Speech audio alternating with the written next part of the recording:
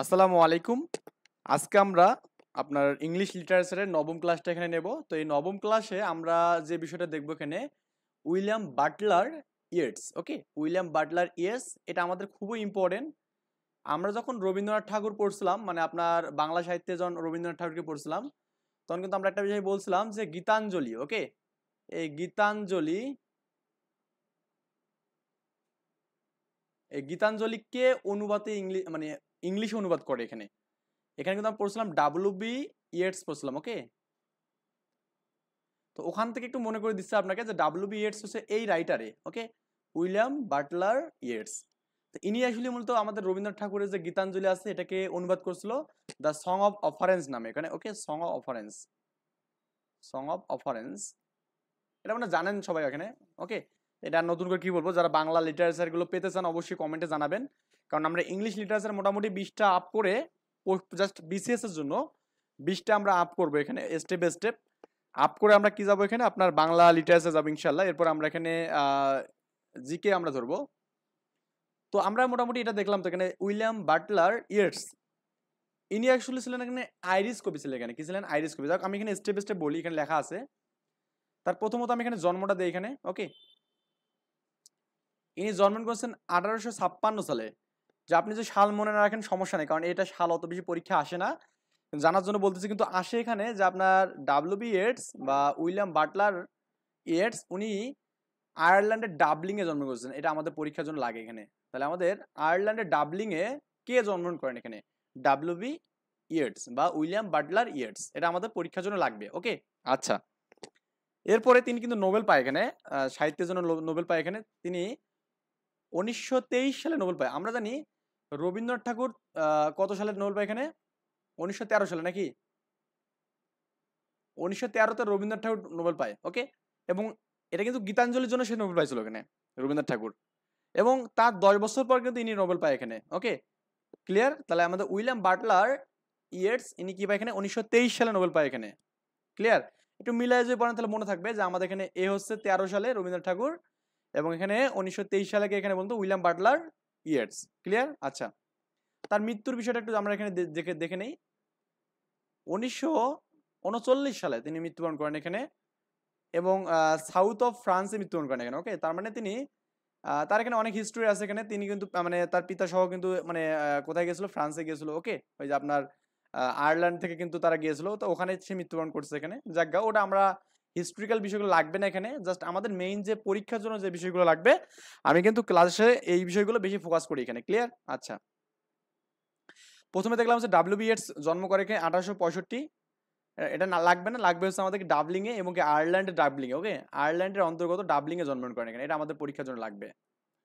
তারপর এখানে তিনি নোবেল পায় কত? এখানে 23-এ রবীন্দ্রনাথ ঠাকুরের সাথে তাল মিলে 10 বছর পরে পায় এখানে। ওকে, তারপর এখানে মৃত্যুবরণ করে কত? 1939 সালে, এবং ফ্রান্স অফ মানে সাউথ অফ ফ্রান্সে মৃত্যুবরণ করেন এখানে। ওকে, এরপর 4 নম্বর কোশ্চেনটা খুবই ইম্পর্টেন্ট। 4 নম্বর কোশ্চেনটা, হি ওয়াজ অ্যান আইরিশ পোয়েট এখানে। ওকে, তার মানে তিনি ছিলেন কি এখানে? আইরিশ পোয়েট ছিলেন এখানে। তো এটা তো কোশ্চেন করা যে আইরিশ পোয়েট কাকে বলে বা কি, এটা যদি আমাকে জানাতে চান তাহলে অবশ্যই একটু কমেন্টে জানাবেন, তাহলে আমি এর জন্য একটা ভিডিও বানাবো। ওকে, এবং one of the foremost figure of 20th century literature, মানে তিনি মোটামুটি 20 সেঞ্চুরির দিকে মানে লিটারেচার কিন্তু করেন। ওকে, আচ্ছা, এবং আইরিশ পোয়েট ছিলেন এখানে। এবং আপনাকে একটা এরকম কোশ্চেন করতে পারে, এটা পরে আছে, এই জিনিসটা আমাদের পরে পড়তেছি, 5 নম্বর কোশ্চেনে পড়তেছি এখানে। এই 5 নম্বর কোশ্চেনটা দেখেন, এখানে এখানে বলা আছে in 1923 he was awarded the Nobel Prize in Literature as the first Irishman। তার মানে তিনি কিন্তু ইংলিশ লিটারেচারে ফার্স্ট আইরিশম্যান হিসেবে প্রথম নোবেল পায় এখানে। কি পায় এখানে? প্রথম নোবেল প্রাইজ পায় এখানে। ক্লিয়ার ব্যাপারটা? খুবই ভালো করে একটু আমাদের কনসেন্ট্রেশন দিতে হবে এখানে এই বিষয়টা। তাহলে আমাদের আইরিশম্যান হিসেবে কে প্রথম নোবেল পায় এখানে? এটা হচ্ছে আমাদের এখানে কি উইলিয়াম বাটলার ইয়েটস। ওকে, এবং সেটা কত সালে? এখানে আমরা এটা পড়ছি, আগেও পড়ছি, 1923 সালে। রবীন্দ্রনাথ ঠাকুর 13-তে পায়, এ 23-এ পায়। আচ্ছা, তো মোটামুটি কিন্তু আমাদের এখানে দেখুন, আমার সাথে যে আপনি যে পড়েন যে বারবার, তাহলে কিন্তু আমরা মুখস্থ হয়ে যাবে অটোমেটিক্যালি। আর রিভিশন দিতে হবে মাস্ট বি এখানে। এবং তার একটা ইম্পর্টেন্ট এখানে দেখুন, এই যে 6 গীতাঞ্জলি। তাহলে আমরা এখানে রবীন্দ্রনাথ ঠাকুরের যে গীতাঞ্জলি, এটাকে দ্য সং অফ অফারেন্স এই নামে কিন্তু কি করেন? অনুবাদ করেন। কে অনুবাদ করেন? ডাব্লিউ.বি. ইয়েটস করেন এখানে। আচ্ছা, আচ্ছা, এখানে আরেকটা বিষয় আমি বলে দেই, সেটা হচ্ছে আপনার, যেহেতু এখানে আমরা পড়লাম এই জিনিসটা একটু বলে দেই এখানে। উইলিয়াম শেক্সপিয়ার, এখানে উইলিয়াম শেক্সপিয়ার, শেক্সপিয়ার এখানে এই উইলিয়াম শেক্সপিয়ারের the merchant of the Venice, Venice আর কি, হ্যাঁ, এইটা আমাদেরকে অনুবাদ করে বলতো আমাদের এখানে, এটা কিন্তু আপনার এখানে ঈশ্বরচন্দ্র বিদ্যাসাগর, হ্যাঁ ঈশ্বরচন্দ্র না, দ্য কমেডি অফ এরর, এখানে দ্য কমেডি অফ এরর, হ্যাঁ কমেডি অফ এরর, এটাকে অনুবাদ করেন এখানে ঈশ্বরচন্দ্র বিদ্যাসাগর, এখানে এটা মনে রাখতে হবে, এখানে ঈশ্বরচন্দ্র বিদ্যাসাগর, বিদ্যাসাগর কি নামে করেন এখানে, ভ্রান্তি বিলাসী নামে, এখানে ভ্রান্তি বিলাসী এখানে। তো এগুলো যদি মনে না রাখেন তাহলে কিন্তু সমস্যা আপনার, এখানে এগুলো আমাদের মাস্ট মনে রাখতে হবে। এবং ঠিক একইভাবে এখানে রবীন্দ্রনাথ ঠাকুরের গীতাঞ্জলিকে কে অনুবাদ করেন এখানে, ডাব্লিউ.বি. ইয়েটস, বা এখানে আপনার কি উইলিয়াম বাটলার ইয়েটস এখানে। তো তার একটা বিখ্যাত কবিতা আছে এখানে, সেটা হচ্ছে আপনার এখানে ইয়াস্টার 1916, এটা 2 লাইন একটু আমি বলতেছি, এই 2 লাইন পরীক্ষা আসে, এটা আমাদের 40তম বিশেষ এই কোশ্চেনটা আসছিল, এবং এটা বারবার আমাদের অন্যান্য পরীক্ষাতে এই জিনিসটা আসছে এখানে, অল চেঞ্জড উটারলি, হ্যাঁ এ টেরিবল বিউটি ইজ ব্রন, মানে এখানে দেখুন অল চেঞ্জ মানে সবকিছুই পরিবর্তন, চেঞ্জ উটারলি মানে একেবারে সবকিছু, মানে উটারলি মানে আমাদের কি আপনার হচ্ছে একেবারে বোঝায় এখানে, এ টেরিবল মানে ভয়ানক এখানে, ওকে এ টেরিবল মানে ভয়ানক, এ টেরিবল বিউটি ইজ ব্রন, কি বলছে এখানে, এক ভয়ানক সৌন্দর্যের জন্ম হয় এখানে, মানে সবকিছু চেঞ্জ হয়ে কি হয়েছে এখানে, একটা ভয়ানক সৌন্দর্যের জন্ম হয়েছে এখানে, এই বিউটি মানে সুন্দর, বা এখানে আর টেরিবল মানে কি ভয়ানক, এখানে মনে এটা এরকম ভাবে করবেন, এ টেরিবল বিউটি ইজ ব্রন মানে ভয়ানক সুন্দর ইজ জন্ম, এটা বলবেন না কখনো, মানে একটা জন্ম হয়েছে একটা কিছু, মানে সৌন্দর্য অনেকজন খুব বেশি মানে মানে বিলম্বিত হয়ে মানে ভালো দেখায় আর কি, তখন এটাকে আমাদের ভয়ানক সুন্দর সে, হ্যাঁ এটা আবার নেগেটিভ ভাবে দিবেন না, এখানে এটা ভয়ানক সুন্দর মানে ভালো কিছু বোঝাচ্ছে এখানে, ক্লিয়ার? আচ্ছা, তো এই বিষয়গুলো একটু দেখবেন আরেকবার। এখানে 1965-তে জন্মগ্রহণ করেন আয়ারল্যান্ডের ডাবলিংয়ে, 1913-তে তার এখানে নোবেল পায় এখানে, এবং 1939-এ কি মৃত্যুবরণ করেন সাউথ অফ ফ্রান্সে, এবং তিনি আইরিশ পোয়েট ছিলেন এখানে, এবং এটা 20 সেঞ্চুরিতে তিনি ছিলেন এখানে। আচ্ছা, তারপর এখানে আপনার 1923 সালে তিনি আইরিশ পায় মানে নোবেল পায় এখানে, এবং কি ফার্স্ট আইরিশ ম্যান হিসেবে এখানে, কি হিসাবে, আইরিশ ম্যান হিসেবে এখানে। এবং গীতাঞ্জলিকে কি করেন এখানে, অনুবাদ করেন এখানে ইয়েস্টার 1916 2 লাইন হচ্ছে আমাদের all changed utterly a terrible beauty is born, এটা মনে রাখবেন এখানে, সবকিছু পরিবর্তন, একেবারে সবকিছু পরিবর্তন, মানে এক ভয়ানক সৌন্দর্য জন্ম হয় এখানে, ওকে। আচ্ছা, হি ওয়েজ মানে হি ওয়েল নন ওয়ার্কে, মানে তার যে কাজগুলো এখানে আছে, দেখুন তার কিছু নাটক আছে এখানে, তো আমরা নাটকগুলো পড়বো না, কারণ নাটকগুলো পরীক্ষা আসলে আসে না, তো আমরা এখানে এই নাটকগুলো দেখে আসলে আমাদের বিভ্রান্ত হওয়ার দরকার নেই, কারণ অনেকগুলো নাটক আছে এখানে, তার 5-7টা নাটক আছে এখানে, ওকে। তো এগুলো আমরা দেখবো না এখানে, দেখুন যেগুলো আমাদের এখানে একটু রেড কালার, মানে রেড কালার নাকি খয়েরি বলা যায় এখানে, এগুলো সবচেয়ে বেশি ইম্পর্টেন্ট এখানে, ওকে। আচ্ছা, প্রথমত আমি এখানে দেখবো যে 1 নাম্বারটা এখানে বলছে দ্য টাওয়ার, হ্যাঁ এই টাওয়ারটা আসলে কিসের সাপেক্ষে লেখা জানেন কি, এই টাওয়ারটা সে লিখছে কখন জানেন, যখন ট্রয় নগরী আমাদের ধ্বংস হয়েছে না, সে বলেছে এই ট্রয় নগরী ধ্বংসের মতো আর যেন আর কিছু দেখতে না হয়, দ্বিতীয়বার কিছু এটা দেখতে না হয়, মানে ট্রয় নগরী আমাদের এখানে যেভাবে ধ্বংস হয়েছে, এখানে ধ্বংসলীলায় পরিণত হয়েছিল, এই ধ্বংসটা যেন আমাদের পৃথিবীতে আর কোথাও না হয় এখানে, ওকে। উনি কিন্তু এই আমাদের উইলিয়াম বাটলার যে ইয়েটস আছে, ইনি কিন্তু খুব স্বদেশপ্রেমী ছিলেন এখানে, হ্যাঁ দেশপ্রেমী ছিলেন, এবং মানুষের প্রতি তার একটা কিছু আবেগ ছিল এখানে, মানুষ মৃত্যুবরণ করলে তার একটা শোকের একটা ছিল আর কি, ভাব ছিল এখানে, ক্লিয়ার? তার মানে এই ট্রয় নগরী ধ্বংসের ফলে কিন্তু অনেক মানুষ মারা গেছে এবং অনেক ক্ষয়ক্ষতি হয়ে গেছে না, তো এটা থেকে সে বলছিল, মানে এখানে এটা থেকে সে লিখছিল কি দ্য টাওয়ার, ওকে। এই টাওয়ারটা এখানে কি মূলত আসলে ট্রয় নগরীর ধ্বংস বিষয়ে এখানে লেখা, এখানে ক্লিয়ার? মনে রাখবেন টাওয়ারের টি আর ট্রয় নগরীর টি, ঠিক আছে, তাহলে দ্য টাওয়ার থেকে ট্রয় নগরী এখানে। তারপরে এই যে গ্রিন কালার গুলো, এগুলো অত বেশি ইম্পর্টেন্ট না, তারপরে একটু দেখাচ্ছি এখানে 2 number the winding star, okay the winding star, এটা আমি যেগুলো জাস্ট বলবো সেগুলো মানে যেগুলো ইম্পর্টেন্ট ওগুলো একটু হালকা হিস্টোরি বলবো এখানে, okay. The green helmet, the green helmet এটা পড়বেন, এখানে দেখুন উইলিয়াম শেক্সপিয়ার কিন্তু হ্যামলেট আছে এখানে, হ্যামলেট, এই পরীক্ষার অপশনে আবার হেলমেট এবং হ্যামলেট দুটো একখানে দিয়ে অপশনে টিক মারা যাবে না, হ্যামলেট কিন্তু উইলিয়াম শেক্সপিয়ার লিখছে এখানে, ওকে। আর গ্রিন হেলমেট কে লিখছে এখানে, আপনার হচ্ছে আপনার উইলিয়াম বাটলার ইয়েটস লিখছে এখানে, ওকে। আচ্ছা, তারপর আপনার এখানে 4 নাম্বারটা দেখুন, এখানে 4 নাম্বারটা ইম্পর্টেন্ট, আমাদের 4 নাম্বার পড়তে হবে, এটা পড়তে হবে এখানে দ্য উইন্ড সোয়ান অ্যাট কুল, ওকে এটা আমাদের পড়তে হবে। তারপর এখানে এই 5 নাম্বার ভেরি ভেরি ইম্পর্টেন্ট, এটা আমি পরে একটু এই বিষয়ে বলবো এখানে, ওকে। 3 স্টার, এটা পরীক্ষায় বিশেষ আসছিল, এই 5 নাম্বারটা আমাদের অবশ্যই পড়তে হবে, the lake isle of Innisfree, okay the lake lake isle of Innisfree, এখানে এটা আমাদের পড়তে হবে। তারপর এখানে ইস্টার 1916 এটা আমাদের পড়তে হবে, এটা বিশেষ পরীক্ষা আসছিল এটা, হ্যাঁ এগুলো লাগে এখানে। সেলিং এটা আমাদের নেক্সট স্টেপ, আমার মনে হচ্ছে কেন জানি এইটা নেক্সট কোন একটা বিশেষ আসবে এখানে কোশ্চেনটা, কারণ কি এই কোশ্চেনটা আপাতত মিসিং মানে আসেনি আর কি, তার মানে এটা নেক্সট আসতে পারে। সেলিং টু বাইজেন্টিয়াম, ওকে বাইজেন্টিয়াম, এখানে বাইজেন্টাইন বিষয় এখানে কথা বলছেন, এটা আসলে তার যে এখানে ওই আপনার না এটা তো না, এটা আমাদের এখানে জাস্ট সেকেন্ড কামিং, এটা আমাদের এটা পরে একটু বলতেছি, বাইজেন্টিয়ান বিষয় একটু আলোচনা পরে করতেছি। 8 নাম্বার খুব বেশি ইম্পর্টেন্ট, তারপর বলতেছি এখানে লেডা অ্যান্ড দ্য সোয়াং, ওকে। আর 9 নাম্বারটা হচ্ছে কি দ্য সেকেন্ড কামিং, এখানে এই সেকেন্ড কামিংটা আছে ইম্পর্টেন্ট, টু স্টার দেন এটা। অ্যাকচুয়ালি দ্য সেকেন্ড কামিং এটা আসলে যীশু খ্রিস্টের প্রত্যাবর্তনকে বোঝানো হয়েছে এখানে, ওকে। যীশু খ্রিস্ট যখন আসছিল মানে আগে যখন অ্যাকচুয়ালি আমাদের যীশু খ্রিস্ট হচ্ছে মুসলিম ধর্মে হচ্ছে কি ঈসা আলাইহিস সালাম, মেবি আমার সঠিক মনে নেই, আপনারা যারা জানেন একটু ভালো করে পড়ে নেবেন। তো উনি আসার পর কিন্তু পৃথিবীতে একটা প্রত্যাবর্তন হয়েছিল, যেমন আমাদের নবী করিম হযরত মুহাম্মদ সাল্লাল্লাহু আলাইহি সাল্লাম যখন পৃথিবীতে আসছিল, তখন আইয়ামে জাহিলিয়া যুগ মানে মানে ওই সময় যে আরবের যে বিষয়গুলো ছিল ওটা কিন্তু আমাদের অনেকটা রিমুভ হয়েছিল, এবং আরবটা কিন্তু সম্পূর্ণ মুসলিমে কিন্তু পরিণত হয়েছিল, তাই না? আর কিছু কিছু হিন্দু ছিল এখানে। ঠিক এখানে যীশু খ্রিস্ট যখন মানে আসছিল প্রত্যাবর্তন করছিল, তখন আমাদের ওই সময় আমাদের কি হয়েছিল, ভালো কিছু হয়েছিল এখানে। তো উনি এই যীশু খ্রিস্টের আগমন বিষয় বলছে দ্য সেকেন্ড কামিং, মানে দ্বিতীয়বারে আসলে আবার এরকম ভালো কিছু হবে, এরকম কিছু একটা লেখার জন্য মানে এরকম একটা বিষয় নিয়ে তিনি দ্য সেকেন্ড কামিং নিয়ে কথা বলছে, ওকে। আচ্ছা, আর 10 নম্বরটা ইম্পর্টেন্ট পরীক্ষার জন্য এটা আসতে পারে এই জিনিসটা, এ prayer for my daughter, okay. A prayer for my daughter, এখানে একটু এই জায়গাগুলোতে আমরা একটু হিজিবিজি করবো এখানে।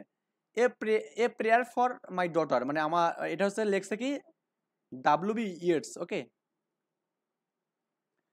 আরেকটা আছে এখানে a letter to my daughter, এখানে ওকে। এটা আরেকটা আমি একটু লিখে দিই এখানে, a letter to my daughter, DAUGHTERS, হ্যাঁ ডটার্স। এটা লেখছে বারাক ওবামা, লেখছে এখানে কি লেখছে এখানে বারাক ওবামা, ওকে। এটা একটু মনে রাখবেন, এ লিটার টু মাই ডটার এটা লেখছে বারাক ওবামা, আর হচ্ছে আমাদের এ প্রেয়ার ফর মাই ডটার এটা লেখছে কি ডাব্লিউবি ইয়েটস লেখছে এখানে। দুটাকে এলোমেলো করা যাবে না এখানে, দুটাকে কোনোভাবে এলোমেলো করা যাবে না এখানে, ওকে। তো এখানে আরেকটা আমি মানে বিষয় বলে দিই এখানে, বাংলারও একটা বিষয় বলে দিই এখানে, যেমন বাংলাতে এরকম মানুষের ভুল হয়, সঞ্চিতা, সঞ্চিতা এবং সঞ্চিতা এখানে, ওকে। সঞ্চিতা, সঞ্চয়িতা, সরি সঞ্চিতা না সঞ্চয়িতা, মানে এই দুটো কে লেখছে এখানে, একটু মনে রাখবেন বিষয়টা, আমি একটু টেকনিক্যালি বলে দিচ্ছি এখানে। সঞ্চয়িতাটাই আমাদের এখানে 4টা অক্ষর আছে এখানে, 4টা অক্ষর মানে কি মানে বেশি আছে এখানে, এবং সঞ্চিতায় 3টা অক্ষর এখানে।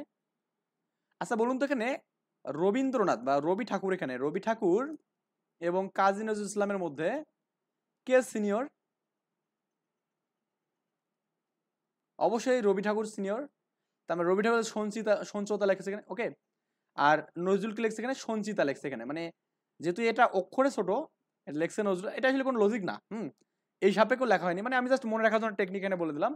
সঞ্চিতা লেখছে এখানে কাজী নজরুল ইসলাম এখানে, ওকে, যেহেতু সে বয়সে ছোট, জুনিয়র মানুষ, সে ছোট জিনিস লিখছে। আর রবি ঠাকুর কি লিখছে এখানে, সে বড় মানুষ, মানে সে সিনিয়র মানুষ, সে কি লিখছে সঞ্চয়িতা লিখছে, ওকে। এই ব্যাপারটা আমাদের একটু মনে রাখবেন আর কি, হ্যান্ডেল করবেন। তো আমরা কিন্তু এখান থেকে মোটামুটি a letter to my daughter এটা কি লিখছে এখানে, বারাক ওবামা লিখছে, বারাক ওবামা। আর a prayer for my daughter এটা লিখছে কি উইলিয়াম বাটলার ইয়েটস লিখছে, ওকে। এটা একটু মনে রাখবেন, তাহলে কিন্তু আমাদের হয়ে যাবে এখানে। আর আপনার এখানে আমি বললাম না এখানে নাটকগুলো আসলে পড়ার দরকার নেই, একটা নাটক পড়তে পারেন এখানে, এটা হচ্ছে আমাদের the cat and the moon, okay. The cat and the moon, এটা একটু মনে রাখবেন যে এটা একটা তার নাটক ছিল, অনেকগুলো নাটক ছিল, আমি জাস্ট এটাই বললাম, এটা ইম্পর্টেন্ট মনে হচ্ছে আমার কাছে এই জন্য বললাম। তো আপনার কাছে কোনো ইম্পর্টেন্ট মনে হলে আপনি স্কিপ করবেন না, সেটা পড়ে যাবেন ইনশাল্লাহ, ওকে। তো আমি জাস্ট একটু আপনাকে বলি যে আপনার ওই যে the lake the lake isle of কি ইনিসফ্রি, এটা বিষয়ে একটু জাস্ট বলতেছি এখানে, কারণ এটা ইম্পর্টেন্ট, তো এটা আমাদের একটু পড়তে হবে এখানে, হ্যাঁ। দ্য লেক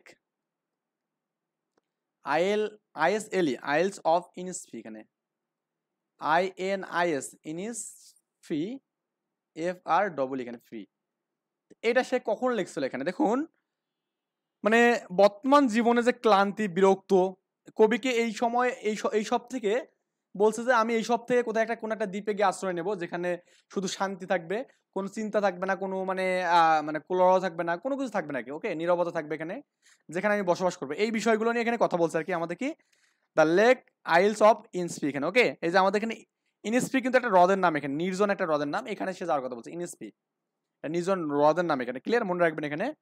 যেখানে কি করবে এখানে বলতো, এখানে শিমুললতা, মৌসাক, ঝিঝি পোকা, গান, সিদ্ধ, দুপুর, এই বিষয়গুলো থাকবে আর কি, বুঝছেন? মানে শহরের যে আমাদের এখানে যে আপনার কোলাহ, মানে এই যে জাকজমক যে বিষয় দিয়ে এগুলো থাকবে না আর কি, এরকম বিষয়গুলোর জন্য সে এখানে লিখেছে দ্য লেক আইলস অফ ইনস্পি, এখানে ক্লিয়ার। আচ্ছা, দ্য সেকেন্ড কামিং তো বললাম এখানে যে আপনার এখানে পৃথিবী জুড়ে মানুষজন মানে অনেক কিছুতে আমাদের এখানে লোভ লালসে ভরে গেছে এখানে, তখন পুরনো সব মূল্যবোধের প্রলয় ভাঙন চলছে, তো সেই সময়ে মানে অসাধুরাই কি করছে বলতে, এখানে জয় জয়কার করছে এখানে, ওকে।